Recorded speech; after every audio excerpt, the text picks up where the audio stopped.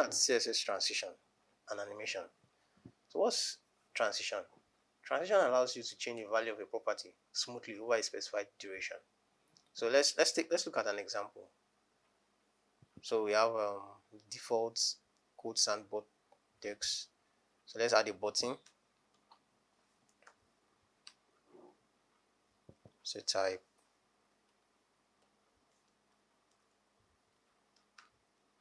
button.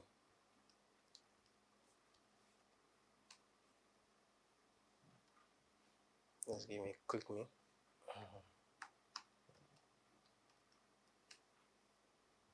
So let's go and style our button. So we have button. Let's give it a background blue,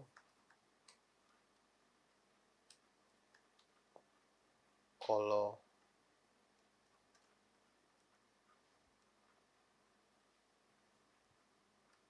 white. So let's see our button. Okay. So let's increase the width of the button. I want the button to be like 20 rem. I think 20 rem will be too long. Let's try 10. The height 5 rem.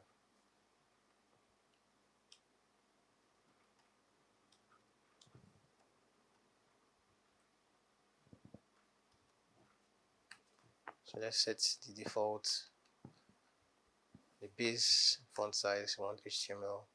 Let's say box sizing.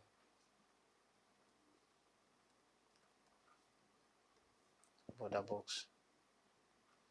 We want the font size to be 62.5%. So let's inherit. So we have this after and before.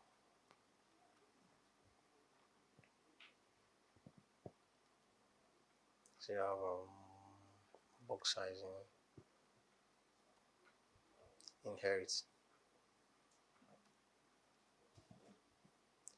So for our button, let's remove the border, leave border none. So remove the black edges you're seeing.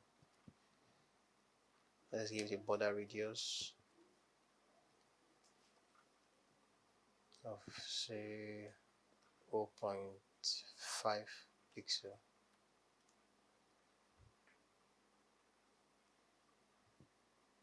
I think that's quite small. So let's give it something like 4 pixel. So let me increase the width of the button.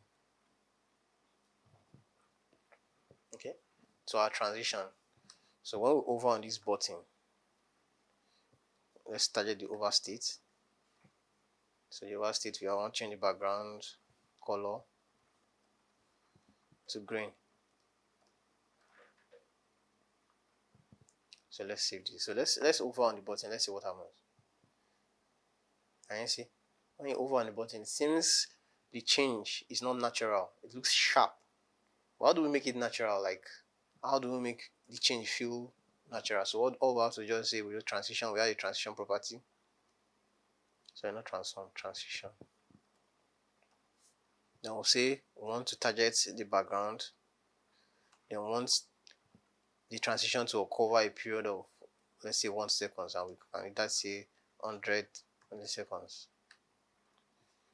1000 milliseconds. Sorry. So can you see? So when I over, you can see that it changes gradually. It feels more natural, not the gradual change from blue to green. Can you see?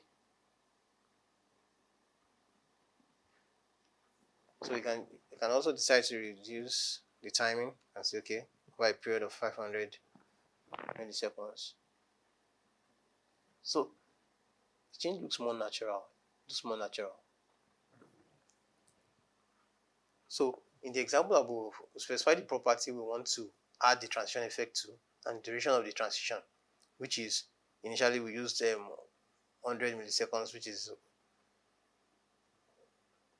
100 milliseconds, we use 500 milliseconds. So the duration is very important, else the transition won't have effect. So that means if I remove this and I just put it, you can see transition is not having effect. It's same gradual change. But immediately I return the duration, can you see? You can see it's natural. So when you over the button, you'll notice that the color slowly changes from blue to green.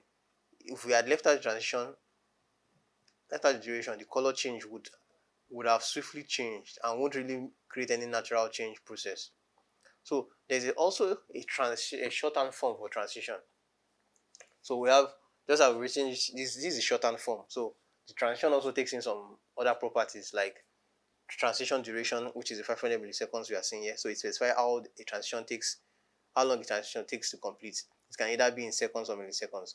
That's a transition delay. You can specify the delay before the transition should run. So that means when I over the button, okay, I don't want the transition to take place immediately. I want the delay to occur before the transition takes effect. So there's a transition property. This specifies the CSS property transition effect should be applied on, just as we have the background here. So the background here is the transition property. That's the property we want to apply the transition to. So we have a transition timing function. So it specifies how a transition will proceed over its duration, allowing a transition to change speed during its course. So there are several easing functions that we have. We have ease. So with the easing function, the transition increases in speed towards the middle of the transition and reduces its speed towards the end. So what we can do this, we can say ease. So this is ease. So when you over it, the transition will increase in speed, and towards the middle of the transition, it begins. When it gets to the middle, it now begins to decelerate towards the end. Because when you over it, you can see sharp, then it stops gradually. So we also have ease out. So the ease out, the transition starts quickly but slowly slows down continuously towards the end. So it starts very fast, then slows down when it's about to end. So let's increase the duration. So let's see if we can be able to see the easing function properly. Can you see? You can see it comes out fast, then slows towards the end.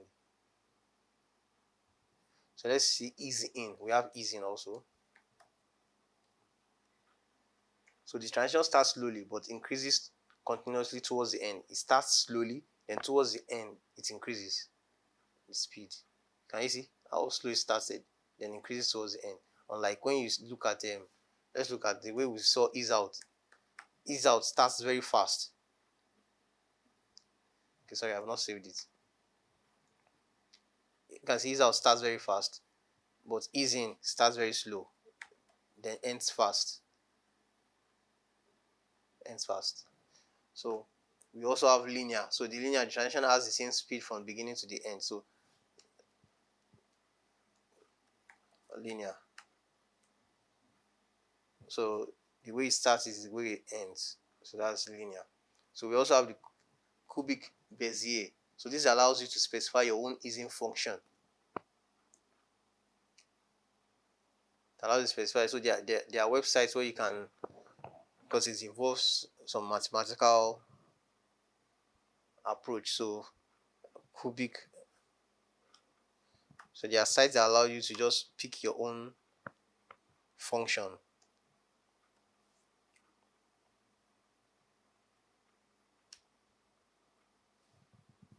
So we have these sites, cubic Bezier, so you can try out your own speed. So you can decide to pick at any point in the graph. This is the way you want your own graph. So this is the, so you can see the way when I move the graph, the function is changing. Can you see? So let's play it and see how it looks like. Can you see? That's the way it's. So this is duration. We give it a duration of 6 seconds. So let's reduce it to like 1 second. So we have a duration of 1 second. So the timing function, this is the timing function. But we want to use, we're using this particular timing function. So let's go. So it's our own. The cubic Bezier is the one in red. The easing function is the one in green. So it's comparing the way they work. You can see. So let's go again. Let's see how they look at the red, which is the cubic Bezier, while the green is the ease function. Look at how they work. Let's go again. You can see the cubic Bezier seems to jump to the middle, then wait a little bit, then ends. While the ease just goes straight, starts very fast, then let's try it.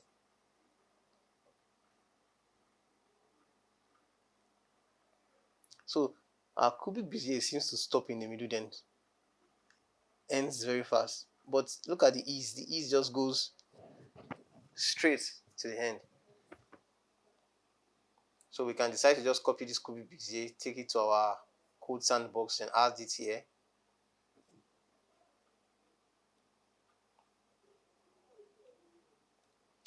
So when I'm over on this, you can see the way it's behaving. You can see similar to the wall we saw on this side. So let's over it again and see the way. So that's the way transition works. So the next thing we'll be looking at also is animation. So animation allows you to change styles of an element gradually. So it is applied using keyframes at keyframes. So this same button we have on the screen, let's try and animate it.